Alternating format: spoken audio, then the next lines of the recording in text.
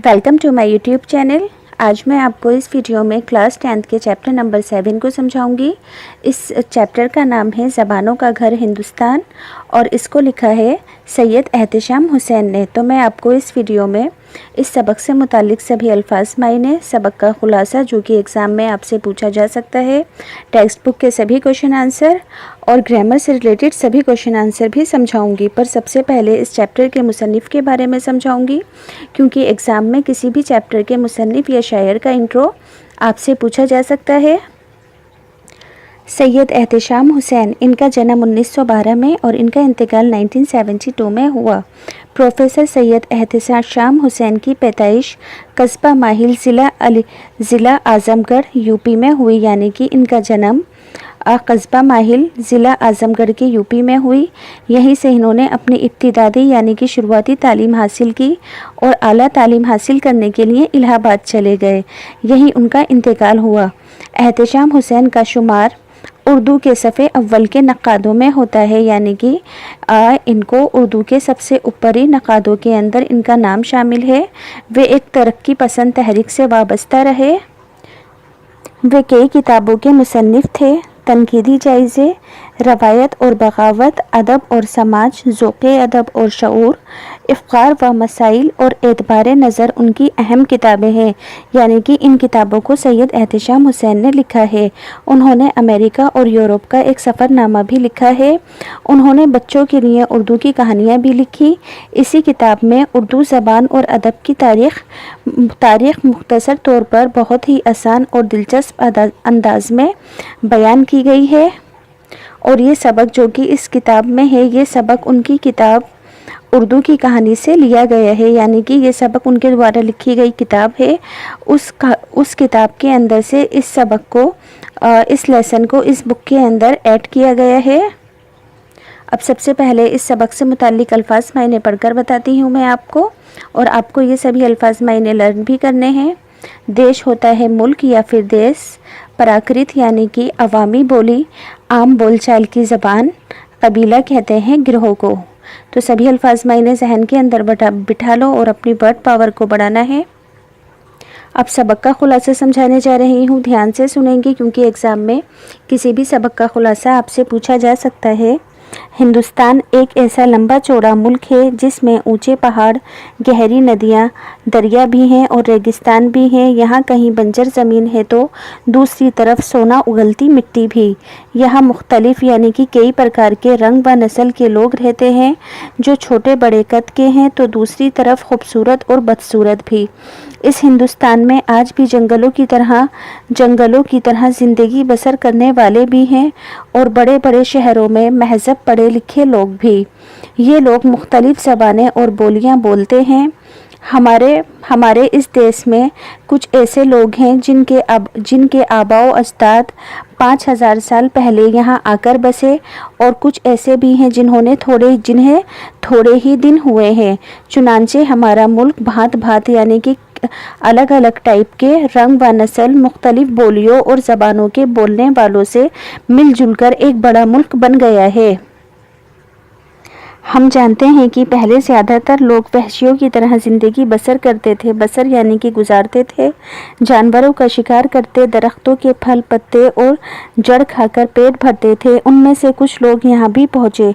उनकी नस्ल के लोग बंगाल, बिहार, छोटा नागपुर और विंध्याचल के पहाड़ों के करीब पाए जाते हैं।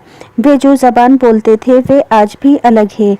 उनमें से कोल और मंडा कबीले मशहूर हैं। उनके 1000-1500 वर्ष के बाद पश्चिम की तरफ से द्राविड़ लोग आए। वे लोग द्राविड़ थे। आज भी मद्रास, आंध्र प्रदेश और केरल में यही लोग आबाद हैं। तमिल, तेलुगु उन्हीं लोगों की ज़बानें हैं। ईरान, चीन और तुर्किस्तान में एक और कौम बसती थी जिसे आमतौर पर तारीख़ में आर्य कहा जाता है। ये लोग खूबसूरत और बहादुर थे। घोड़े से काम लेना और खेती करना जानते थे। लगभग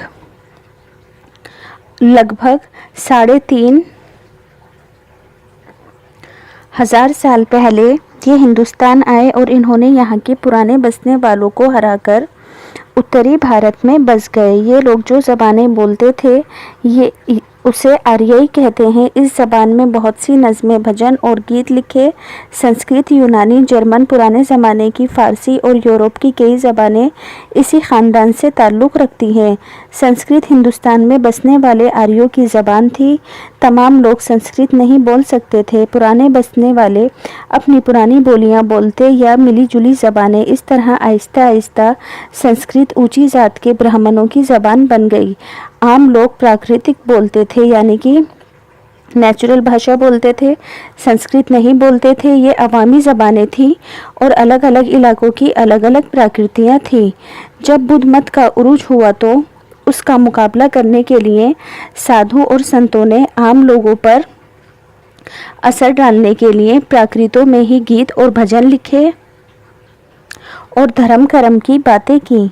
उत्तरी भारत में जो प्राकृतिक बोली जाती थी उसे शौर सैनी कहते थे। इससे वे भाषाएं पैदा हुई जिन्हें हिंदी, हिंदू और उर्दू कहते हैं। बंगाली, मराठी, गुजराती, पंजाबी, सिंधी, आसामी और आर्याई भी नई आर्याई ज़बानें हैं। 1000 साल से जो नई ज़बानें हिंदुस्तान में बोली जाने लगी उनमें एक उर्दू है। ये ज़बान भी बाहर से नहीं आई, यहीं पैदा हुई है। लोगों ने इसे तरक्की दी। ये ज़बान अगर कहीं दूसरे मुल्क में भी बोली जाएगी तो वहाँ की ज़बान नहीं बन जाएगी, ये हिंदुस्तानी ही रहेगी। तो यहाँ से मैंने आपको सबक का खुलासा पढ़कर बता दिया है। वीडियो को कई बार रिपीट करके देखेंगे और अपने पास से भी आप इसको इजीली बनाकर लिख सकते हैं। अब इस सबक से मुताल्लिक टेक्स्ट बुक के क्वेश्चन आंसर समझाऊंगी मैं आपको। सवाल नंबर 1, हिंदुस्तान की खसूसियत क्या है, यानी कि खासियत क्या है? तो जवाब लिख देंगे, हिंदुस्तान एक लंबा चौड़ा देश है जिसमें कहीं ऊंचे पहाड़, कहीं गहरी नदियां हैं, कहीं रेगिस्तान, कहीं ज़मीन ज़रख़ेज़ है और कहीं बंजर है। यहाँ गोरे, काले, लंबे चौड़े और छोटे कद वाले लोग बसते हैं। बदसूरत और खूबसूरत भी, जंगलों की तरह ज़िंदगी बसर करने वाले लोग भी हैं और शहरों में भी लोग बसते हैं। इस देश में तरह तरह की बोलियां और ज़बानें बोलने वाले लोग और अजीब अजीब ढंग की कौमें बसती हैं। सवाल नंबर 2, हिंदुस्तान की कबायली नस्लों के नाम क्या हैं?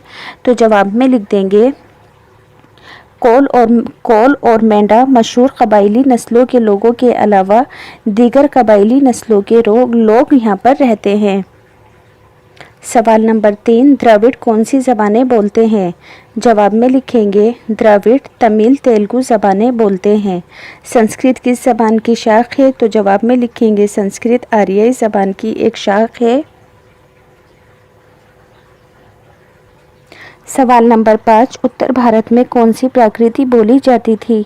जवाब लिखेंगे, उत्तर भारत में बोली जाने वाली प्राकृति को शूर सैनी कहते हैं। सवाल नंबर 6, हिंद आर्याई ज़बानें कौन सी हैं? जवाब में लिखेंगे, बंगाली, मराठी, गुजराती, पंजाबी, सिंधी, आसामी और उड़िया हिंद आर्याई ज़बानें हैं। सवाल नंबर 7, उर्दू कहाँ पैदा हुई और किस ज़बान से निकली है?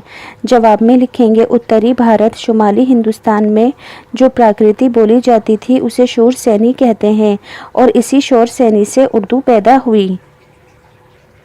अब मैंने आपको टेक्स्ट बुक के क्वेश्चन आंसर तो समझा दिए हैं। अब दूसरी बात यहाँ पर क्या ध्यान रखनी है, जैसे कि एग्ज़ाम के अंदर कोई पैसेज आया, अभी मैं आपको पढ़कर सुनाऊंगी, तो आपको उस पैसेज से रिलेटेड कुछ क्वेश्चंस के आंसर देने होंगे।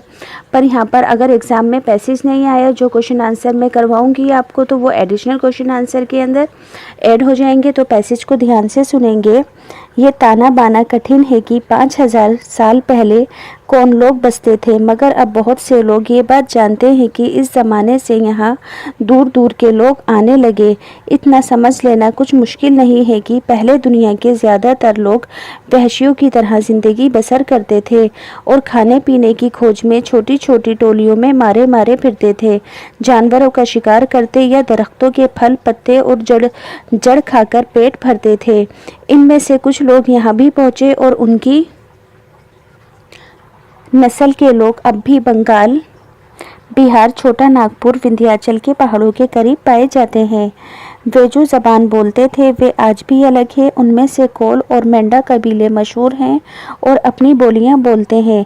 ये बात याद रखना चाहिए कि दुनिया में कोई कौम ऐसी नहीं है जो कोई बोली बोलती ना हो, यानी कि कोई लैंग्वेज ना बोलती हो, यही बात तुम इंसानों में मिलती है। उनके 1000-1500 वर्ष के बाद द्राविड़ लोग पश्चिम की तरफ से आए, वे लोग जिन्हें द्राविड़ कहा जाता है। यहाँ उन्होंने खूब तरक्की की। आज भी मद्रास, मैसूर, आंध्र प्रदेश और केरल में यही लोग आबाद है। तुमने तमिल, तेलुगु ज़बानों के नाम सुने होंगे, ये उन्हीं लोगों की ज़ुबानें हैं। तो मैंने यहाँ से आपको पैसेज को पढ़कर सुना दिया है। अब इस पैसेज से रिलेटेड कुछ क्वेश्चन आंसर भी देख लेते हैं। इससे आपके एडिशनल क्वेश्चंस की भी तैयारी हो जाएगी। सवाल नंबर 1, पहले दुनिया में लोग किस तरह ज़िंदगी बसर करते थे? जवाब में लिखेंगे, पहले दुनिया के ज़्यादातर लोग वहशियों की तरह ज़िंदगी बसर करते थे और खाने पीने की खोज में छोटी छोटी टोलियों में मारे मारे फिरते थे। सवाल नंबर 2, पहले लोग किस तरह पेट भरते थे? तो जवाब लिखेंगे, पहले लोग जानवरों का शिकार करते या दरख्तों के फल, पत्ते और जड़ खाकर पेट भरते थे। सवाल नंबर 3, कोल और मेंढा कबीले के लोग किस इलाके में बसते हैं? तो जवाब में लिखेंगे, बंगाल, बिहार, छोटा नागपुर और विंध्याचल के पहाड़ों के करीब कोल और मेंढा कबीले के लोग बसे होते हैं। सवाल नंबर 4, भारत के पश्चिम की तरफ से कौन लोग आए? भारत के पश्चिम की तरफ से द्राविड़ लोग आकर बसे।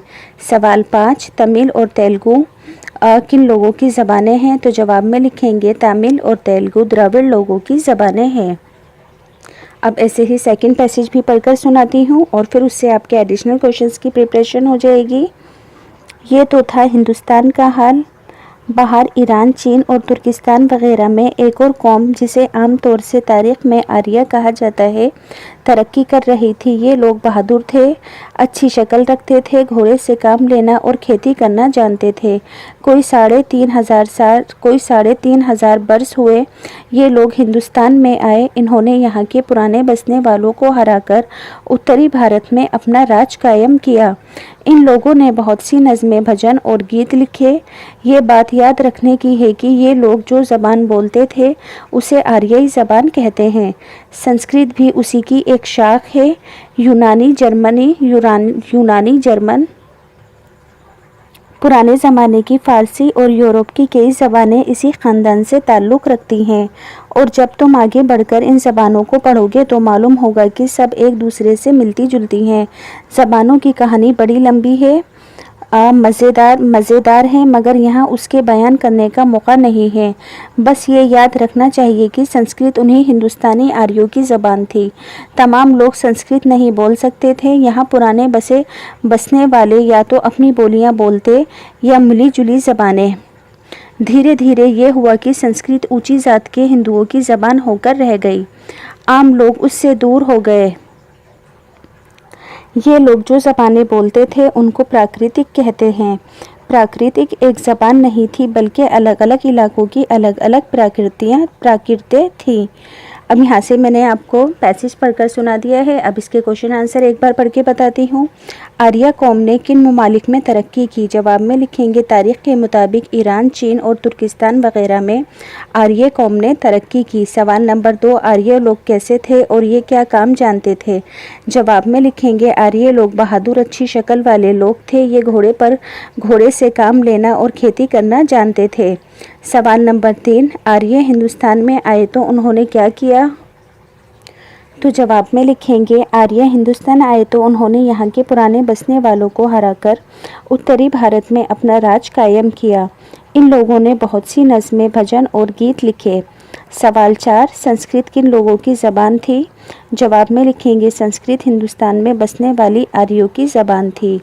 सवाल 5, हिंदुस्तान में पहले आम लोग जो ज़बानें बोलते थे उन्हें क्या कहते हैं? जवाब में लिखेंगे, आम लोग संस्कृत नहीं बोलते थे। वे जो ज़बानें बोलते हैं उन्हें प्राकृत कहते हैं। और प्राकृत एक ज़बान नहीं थी, बल्कि अलग अलग इलाकों की अलग अलग प्राकृतें थीं। तो यहाँ से ये चैप्टर कंप्लीट होता है। अब अगर आपको ये वीडियो आपके लिए यूज़फुल लगती है तो प्लीज़ चैनल को सब्सक्राइब कर दीजिए और वीडियो को अपने फ्रेंड्स के साथ भी ज़रूर शेयर कीजिए ताकि उनका भी फ़ायदा हो, और लाइक और कमेंट करना ना भूलिए।